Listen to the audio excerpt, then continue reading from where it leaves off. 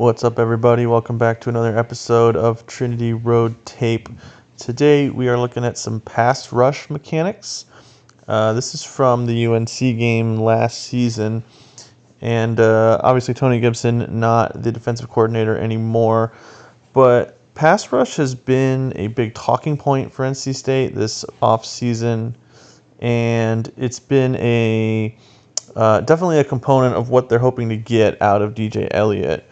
And I think we will continue to see stuff like this. This is a relatively basic third down pressure. And we'll take a look at some of the mechanics behind it. And these are some principles that I think you might see with Elliott this year as well. So what we're looking at here is an overload front. You might just call it a boss front by some people. There's slight differences between those terms, but the philosophy is the same, right? And so what we got here is we got two defensive linemen here on the same side, right? And so you've got Noah Potter here, and then I think that's Travali Price there. So BOSS stands for bigs on same side, right? So you got two defensive ends over here, one in like a 4-tech here, and one in kind of like a 2-eye. And then you've got Kelvin McBride over here. And so what this is going to do, right, so you got Sean Brown, you got Davin Vann. So Davin Vann, obviously the best pass rusher on last year's team by a pretty wide margin. So what this alignment is able to do is it's able to force certain things out of the offensive line and the protection that you can then take advantage of. And that's the thought process behind this, right? So you got McBride over there on the edge. You got your two bigs over there in Potter and Price.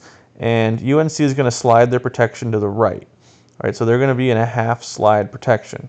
Now what that means is these three guys are in the slide. These two are in man. So these three guys are going to slide to the field, right, which is that direction, because they got three guys. State's got three guys over there. So you're going to have this, this, and this. Now, in simplest terms, when you get the slide, right, those linemen are simply responsible for the gap to their slide side. So it would be to their right in this case. And so they're going to do that because of this alignment. And then you're going to get one-on-ones over here, that means, right? So this is essentially forcing man blocking with five guys on the up on the line on the ball. All right, so that means this guy's going to get Sean Brown, and this guy's going to get Davin Vann.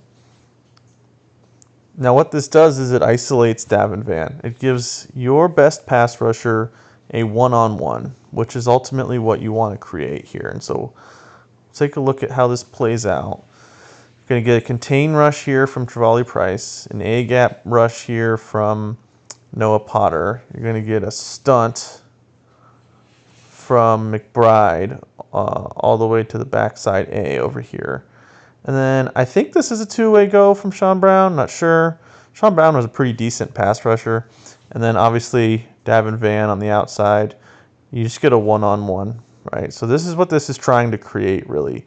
It's trying to create this one-on-one and trying to create a situation where this guy has no help and he has to block Davin Vann one-on-one. And that's not a very good thing for any offensive lineman to have to do, right? Davin Vann was obviously an excellent player.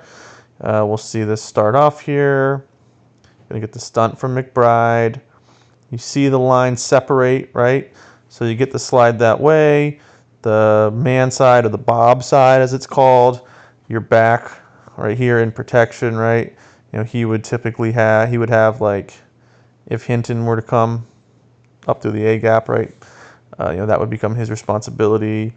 He ends up on a check and release, the stunt from McBride, but you see Vann on the outside here, hands to the face, big time, because there were no rules when Davin Vann was being blocked. You could do whatever you want to him, apparently. We watched that all throughout the year, but he's going to win. 79 couldn't handle him. Sack fumble. State ends up scoring a touchdown on the ensuing drive. Critical play in the game. And just a simple alignment. It's able to trigger man blocking and create a mismatch for State to win on.